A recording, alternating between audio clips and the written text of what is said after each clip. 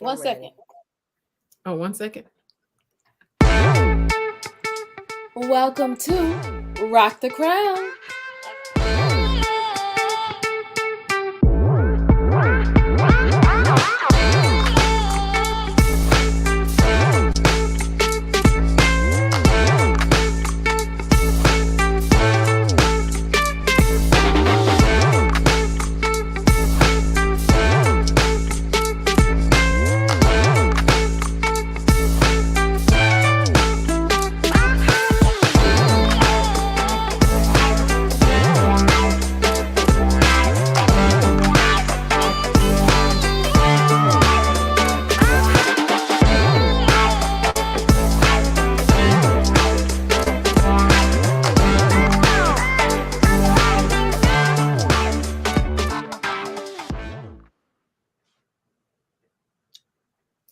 Welcome to Rock the Crown.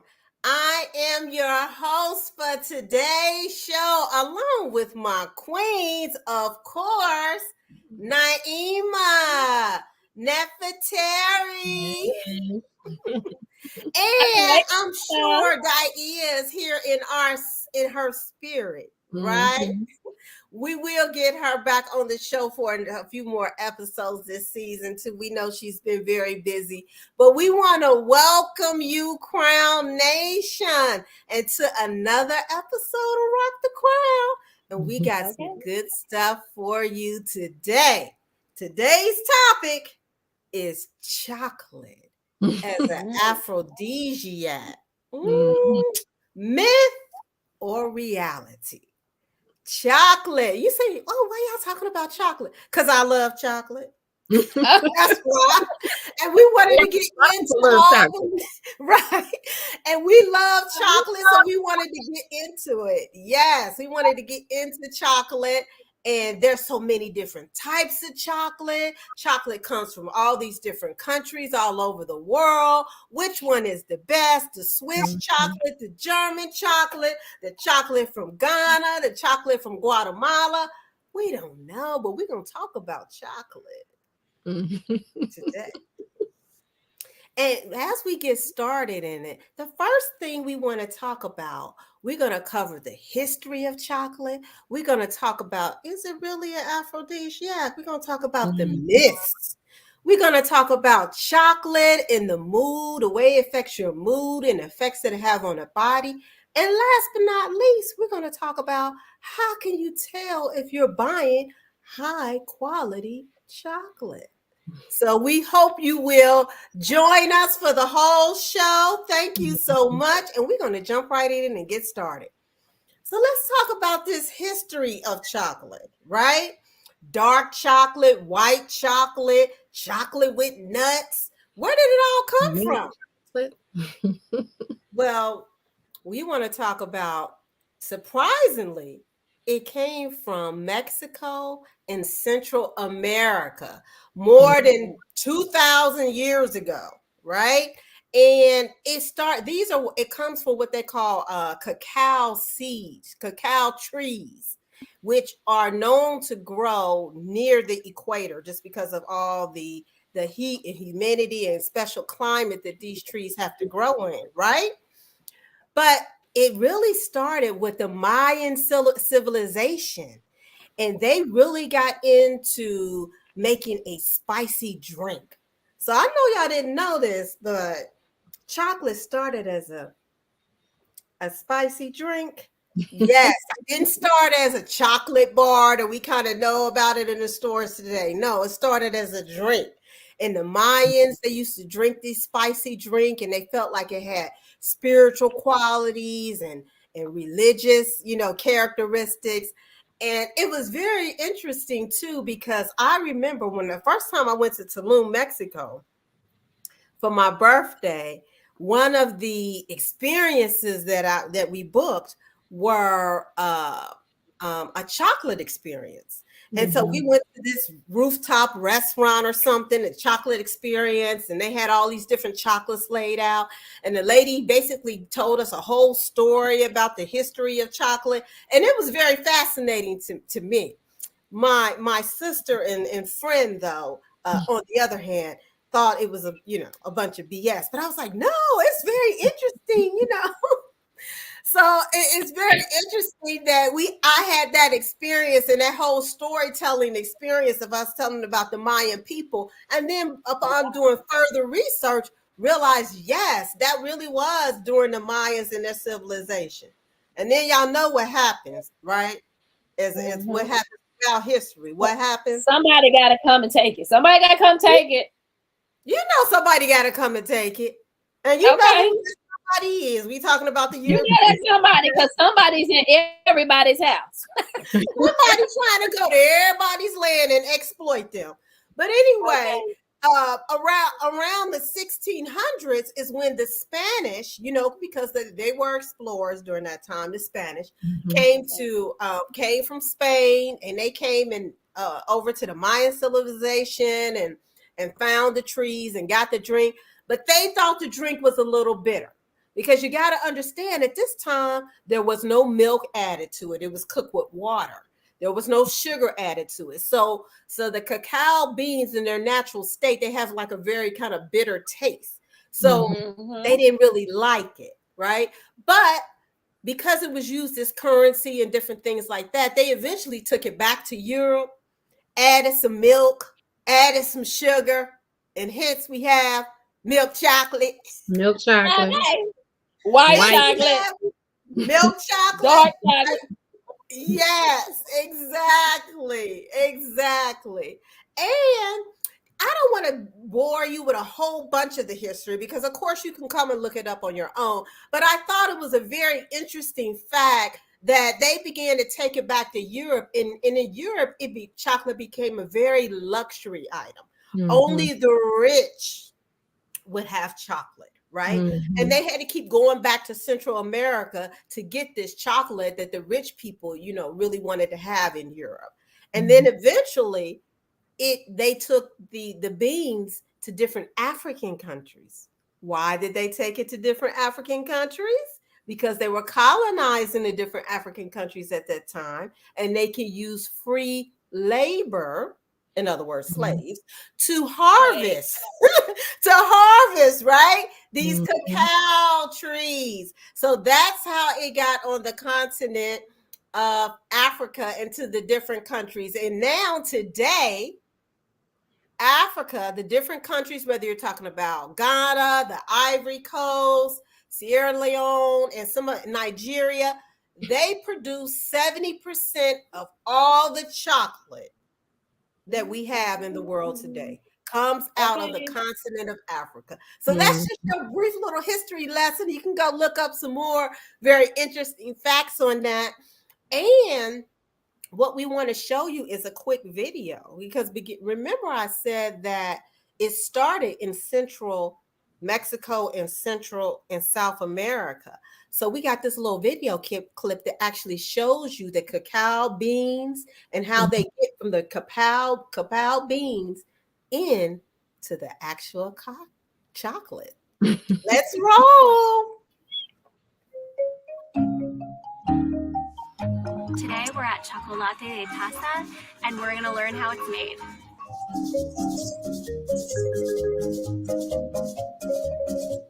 So this is where the 4-day process starts after the beans are taken from the fruit, and the process is done all by hand.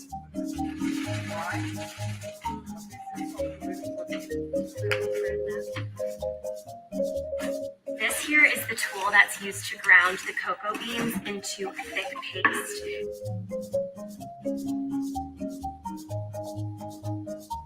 We have just ground out all the chocolate beans into that paste and added the sugar. The chocolate here is cut into 4-ounce chunks, and then each of those is turned into one of these round tablets, and each one of these fourths can be used to make a hot chocolate drink. And it's done on this special mat called petate.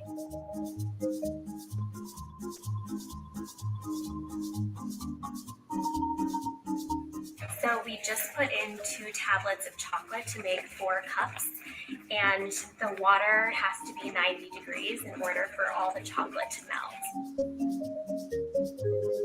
We just finished brewing our hot chocolate, and now we're going to drink it out of the batidor. It's a traditional Guatemalan cup, so salud.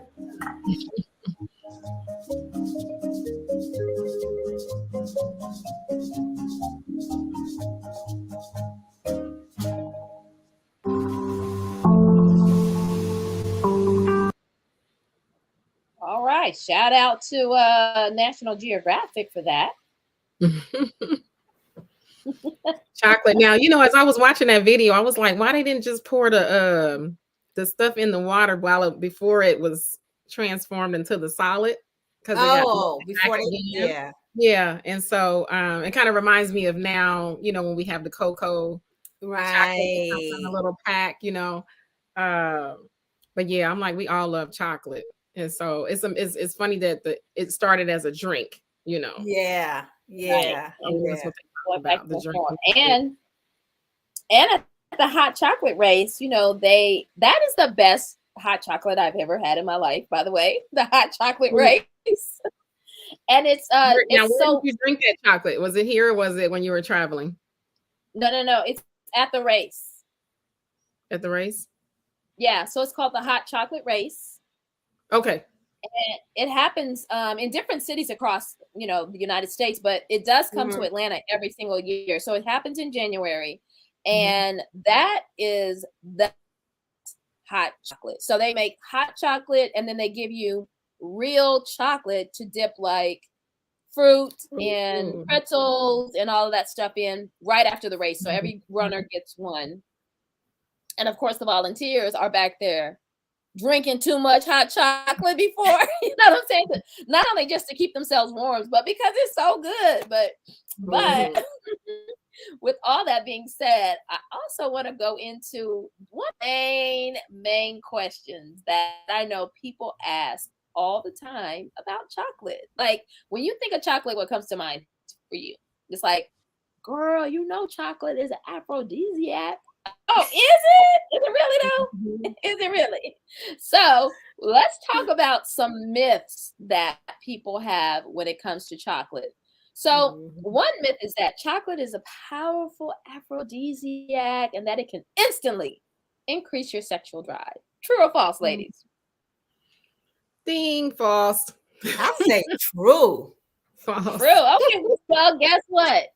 Although chocolate has some mood enhancing effects, there is no scientific evidence to support the idea that it can instantly increase your sexual desire. And always like the man goes and gets the chocolate for the woman and he thinks he's about to get it on. No, my brother, it's just going to change her mood. Okay? I lift her up a little bit, but then eventually she's gonna come back down, depending on what kind of chocolate she ate. Right, exactly. Right. Which next myth about the sugar in chocolate can increase energy levels and sexual stamina. True or false? I'm gonna say true. Okay, sounds well, guess what? Well, while sugar can provide a quick burst, as you were just saying, Nefertari, it's not sustainable. So guess what? All the way back down. So all the way back down to the lower level. Then everybody knows that, of course, because it's chocolate, it has caffeine in it. So the myth is that caffeine can improve sexual performance. True or false? True.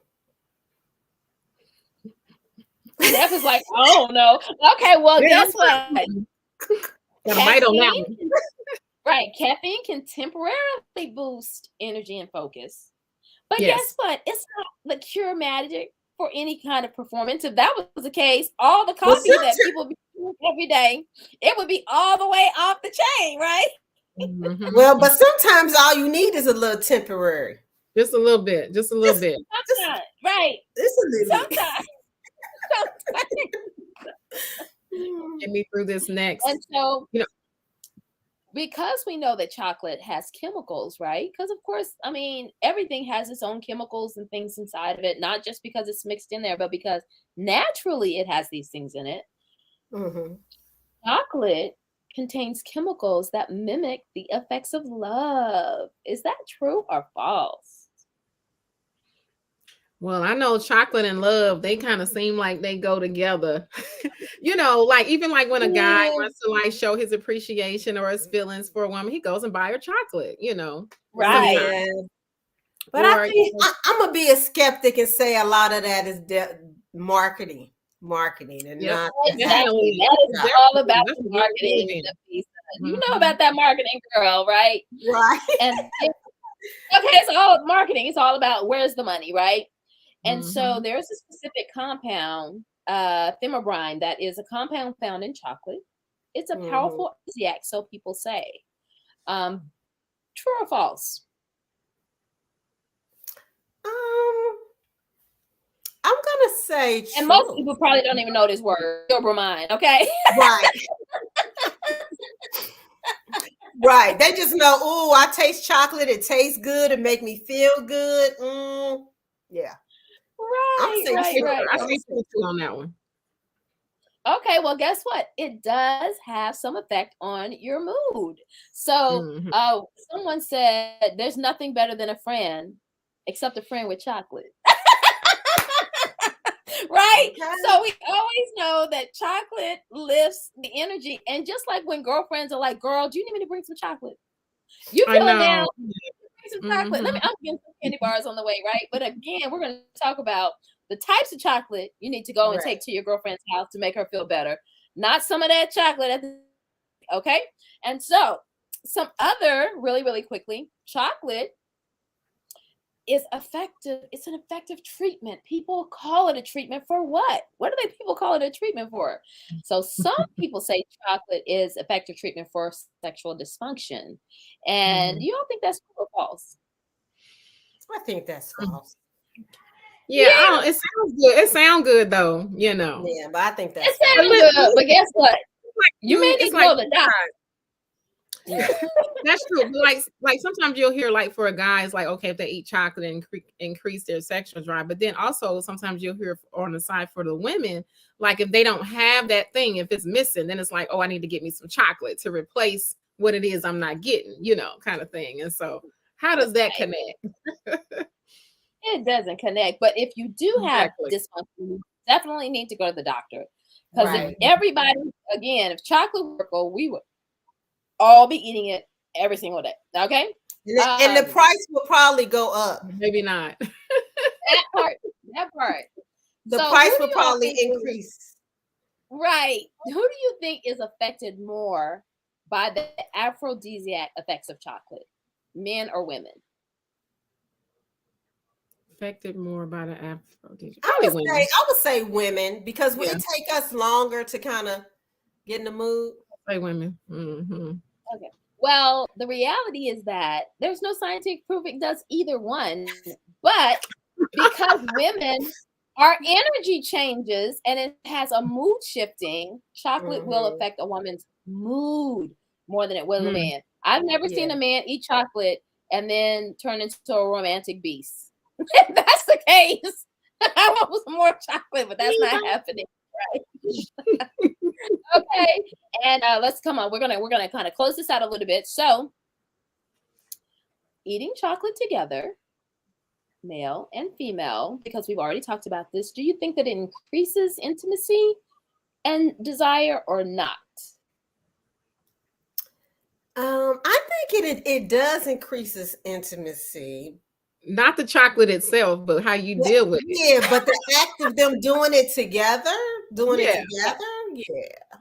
Yeah, and again, mood shifting. So if anybody wants a mood shift, chocolate is definitely a mood shift. But remembering that all of these myths about chocolate being this big aphrodisiac and all of that other stuff is not necessarily true. So, but what is true?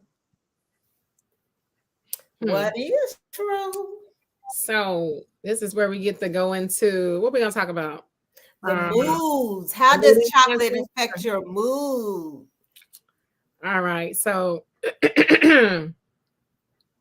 So when we talk about the different things in the chocolate and how it can affect us in the mood swings, so what are some of the compounds that trigger or releases the endorphins in the body?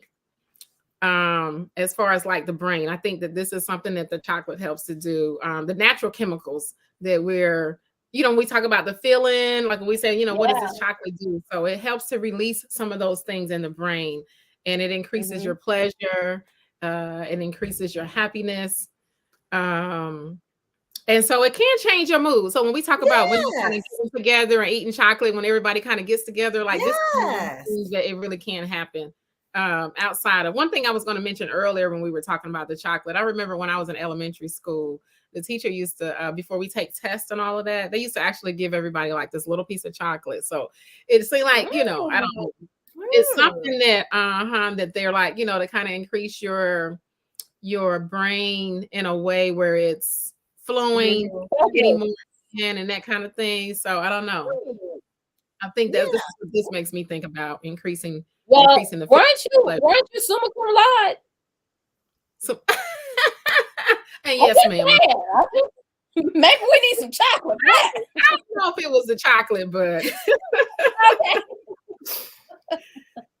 All right. So another one is reducing stress. So this is what we hear a lot too, especially coming from women, reducing the stress levels. It's like, I just need to give me some chocolate. And then, we kind of talked a little bit about the different chocolates, the milk chocolate, the dark chocolate or whatever, or even like the more expensive chocolates and where it all came from. But we know that dark chocolate is better for you. Even though we like the taste of some of the other, the dark chocolate is really rich and all you need is like a little bit. But this is specifically the dark chocolate, how this can reduce the levels of the stress hormones with the cortisol in the body. And it can also lead to feeling of relaxation and calmness. And so this is not a myth. This is a reality. Okay. I love it. Yeah. And I also like to take chocolate too, like I eat dark chocolate like a couple times during the day if I feel my energy getting kind of low or I feel like I'm not focusing. I need a sharper focus. I go and get a couple pieces of chocolate and like, okay, cool. I'm good. You just said sharper focus. Yes. Right. I'm about to call chocolate the summa cum laude, okay? Because apparently that's the new thing. Do you need some summa cum laude? Right. Right. But that is one of the mood enhancing qualities of chocolate is being able to, help you become sharper focus and help your concentration. And it says that and this is scientific studies that they've had to come up with these conclusions, and that also too it assists in your cognitive development. So that goes back to what you were saying, Neff, about how the teachers probably knew this. This is why they gave a little piece of chocolate before testing, to help kind of just boost the concentration, boost their cognitive ability a little bit. So yeah. Absolutely. And it's interesting because a lot of times, it's like we try to keep the children away from the candy, so to speak, which we know is different from just any type of candy versus the chocolate. We're like, oh no, because we don't want them bouncing all over the walls. But with chocolate itself, like that can kind of give them a whole nother different kind of thing, helping them to hone in and have the better focus on whatever it is that they're working on. And again, I believe Nafisa is going to talk about the different types of chocolate because that's what we really need to know, not just chocolate. Right. And also, actually also too, one of the biggest things that chocolate has is antioxidants, right? And it's one of the leading providers of it has large amounts of antioxidants, and the darker your chocolate, the more antioxidants are in there. So that's just like something that. Hey. I know the dark chocolate was better, but I didn't know the darker, the better, right? So that's what they say. I mean, I don't know. What did they say? But definitely when it comes to the chocolate, right? It's more healthier the darker it is. Definitely when it comes to the chocolate. Right. So outside of it helping with the focus and concentration, it also elevates the mood. So, Yeah.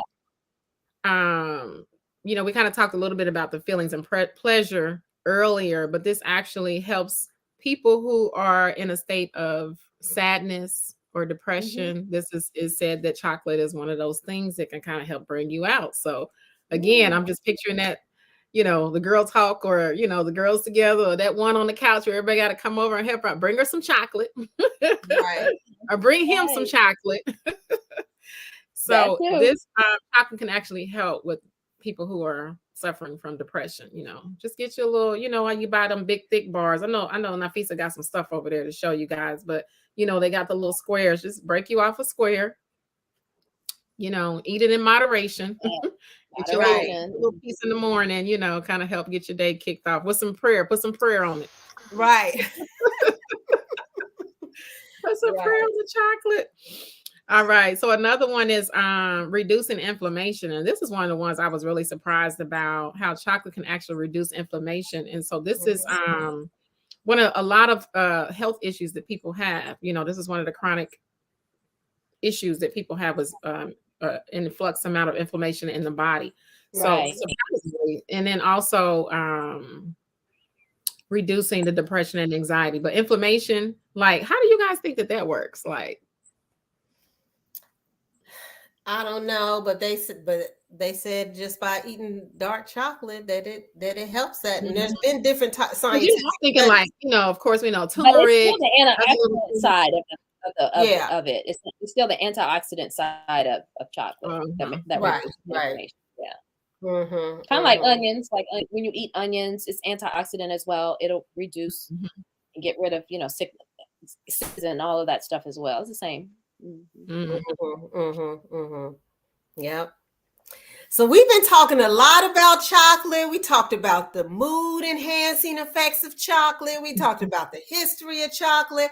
We talk about the myths and reality. Is chocolate really an aphrodisiac? So now we're going to talk about, well, how do you know if you have good chocolate, right? Because we got all this chocolate. We got, let me see if y'all can see this. I don't know. It's coming off of reflection. We got the Godiva chocolate. Yeah, girl. We got caramel and sea salt dark chocolate. That one is so good. Way to Go chocolate with fair trade.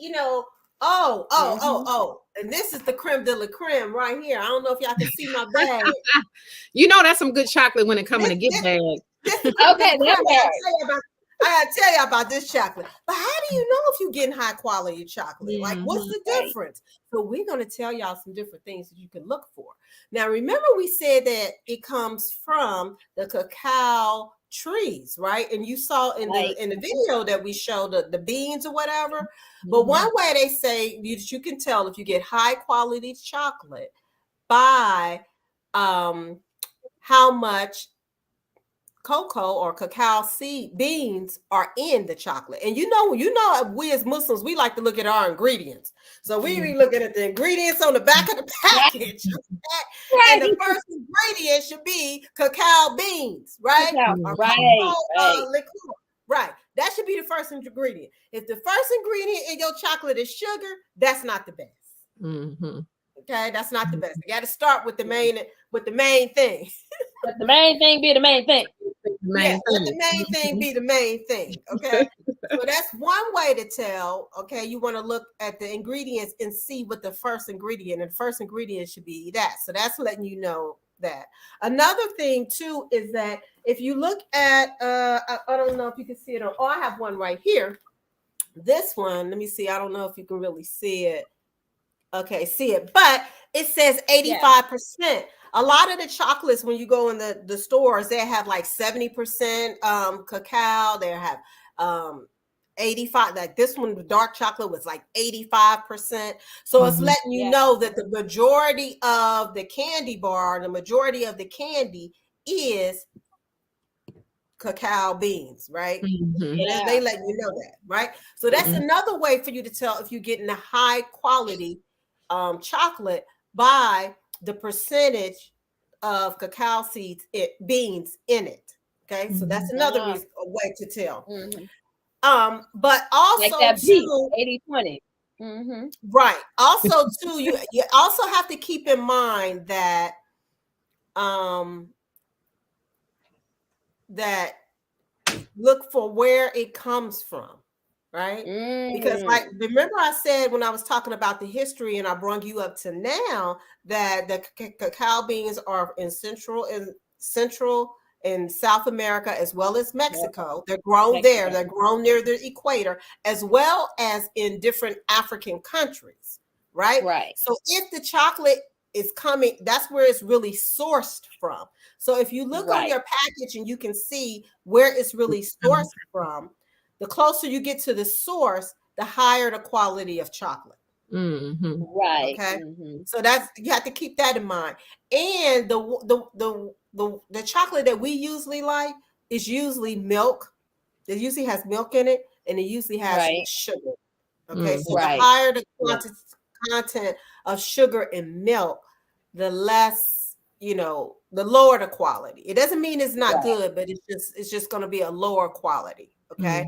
That's just something to keep it abreast of. And there are different qualities in the cacao beans themselves. So you can have a bar, let's say that's 70%, that says it's 70%, but that just tells you how much of the bar is made from cacao seed, but that doesn't tell you the quality of those beans, right? Right. So again, you gotta look at kind of like where it's from. If it's coming from Ghana, that might be a little bit better,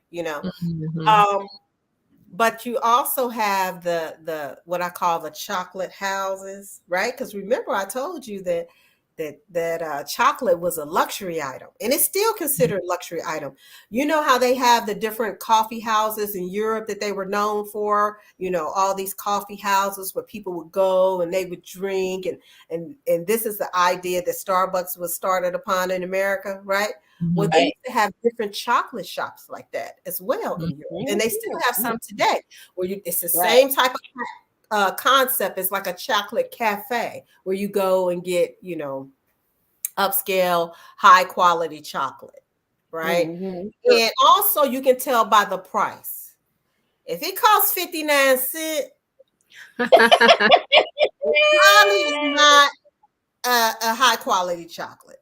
Right? It's probably not a high quality chocolate. What's the name of that old movie? Was it Willy Wonka? Yeah. Factory. They had a whole world. Right, exactly. So if it's a less expensive chocolate, it probably is less expensive. It's probably the quality is not as good, right? And in Atlanta, I'm in DC, and in DC, in Atlanta, they have like the Lentz store in Perimeter. It's like a chocolate shop. I think they even have a Godiva one in I think so in Lenox, in Phillips Plaza, one of those, right? Yeah. Right. So they even have that, and you can go in and you can learn about the different chocolates. A lot of times they let you taste different chocolate. Here in DC, we have this brand, which y'all can hardly see, but it's Le Rock chocolate, which is the creme de la creme chocolate. So they say it comes from Switzerland. Now, this chocolate, did you taste it? I've gotten my husband into chocolate, right? Yeah. And he's gone all in chocolate. He the one that found the store, went and bought it and everything. And this chocolate comes in bars that you get it off of, right? Yeah, this chocolate. Does it have nuts in it? Yeah, this one has nuts in it. This chocolate is $55 a pound. Just chocolate. Wow. That's some serious chocolate. My man know how to do it. My man know how to do it, girls.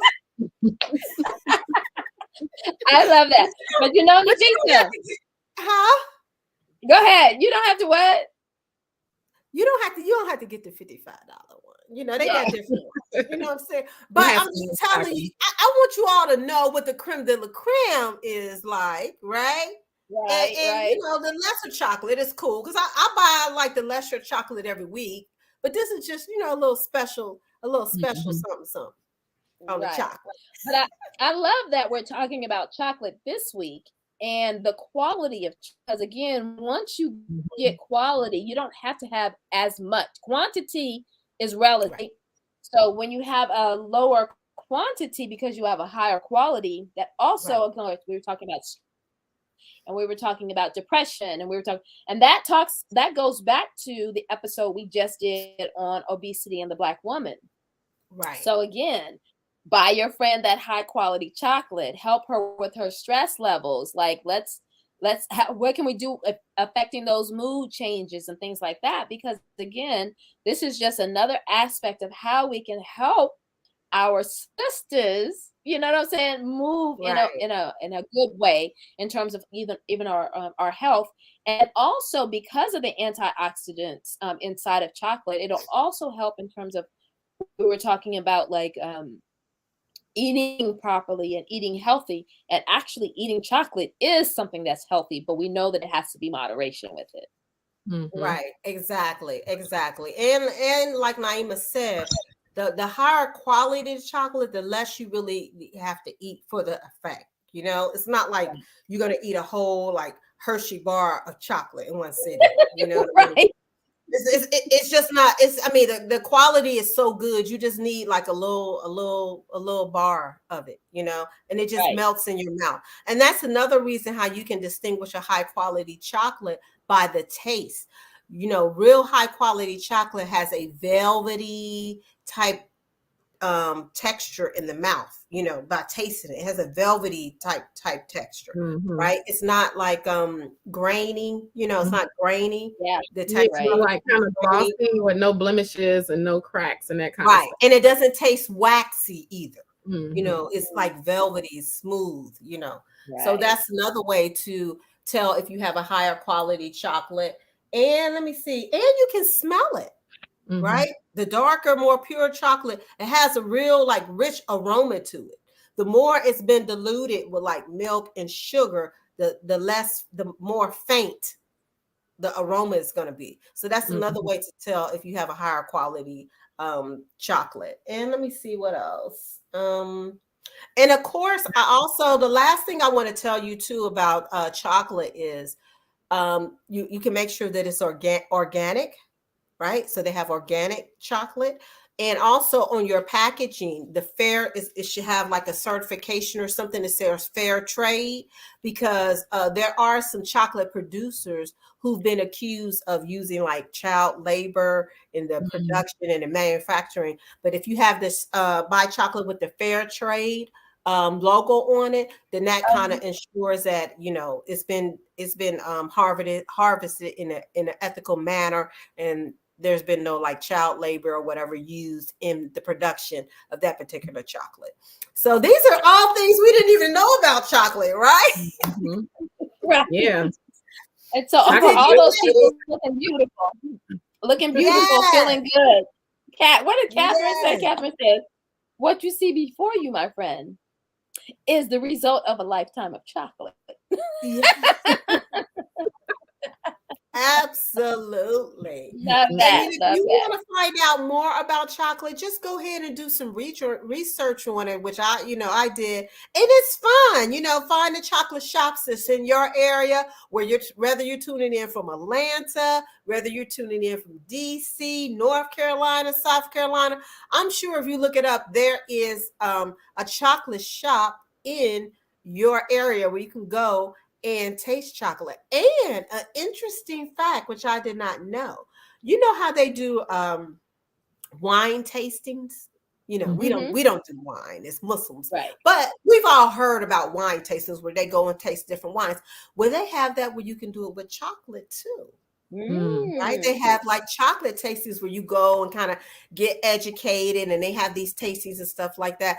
And they're really just starting to have them again, because before the pandemic, they used to have them a lot all over. And then of course when the pandemic happened, that cut a lot of them down. Right. So, but they're starting to have them because I'm kind of looking for one that I can go to now. I want to start doing that now, going to the little different chocolate tastings, as a social group. So maybe Yes. that's another girls outing to the Hey. chocolate shop. Can't wait. So I hope you enjoyed our episode on chocolate. Did you ladies have anything else you wanted to share with Crown Nation before we sign off for today? I was just gonna say, sometimes adding chocolate to, I know we talked about using it to dip things in. You know how when they would have the drink and then at the race, and then they'll give you something to dip it. But how chocolate is really good being paired with strawberries, of course. So the chocolate covered strawberries, and using the different colors. But also, one of the things that I found when we were doing our research too is that you can transform the chocolate and create different things out of it. Like sculptures and whatnot, just different things out of this time, being really creative. And so of course that attracted my attention, being a creative person. So imagine that, and then I could see chipping off of it, to be able to eat it or give it to whoever, whatever. So that's something I want to kind of look into, to see like what people have actually done with chocolate, creating sculptures. Yeah. Oh yeah. And they have a whole show on I forgot his name. I think he's from France, but he has like a whole chocolate school. So people go to his school specifically to learn how to use chocolate, learn, again, the historical aspects of it, and just what they create in terms of sculptures and things like that with the chocolate is amazing. I'm talking about learning how to, lay it really, really thin in order to make spirals and all of this other stuff, to making it really, really thick so that it can hold stuff, and just a miracle. I saw that on Netflix. They have some chocolates on Netflix as well. So if you wanted to check that out, that would be something fun to do. Nafisa, you done got us all into this chocolate thing now. And you can see, what, with the sculpture thing, you kind of see in the video that we show how they made it into a paste. And think about how clay is. Clay kind of looks like that before you start molding it and everything. So you can imagine that you can kind of use chocolate in that form, that pasty form, that clay type of form, to be able to mold and do different sculptures and stuff like that to make it a little bit more interesting too. So it's been so great sharing our chocolate. Did you have another video? Huh? I was asking Naima, did she have another video on the chocolate? No, I did. Okay. Yeah, so we want to sound off to you all, Crown Nation, and we want to thank you for joining our chocolate episode. And make sure you like us, subscribe to us on YouTube, and share your comments so we can know what you thought about this chocolate episode. We hope we were able to share some new information for you. Stay tuned for our next episode next week. We're looking forward to you joining us.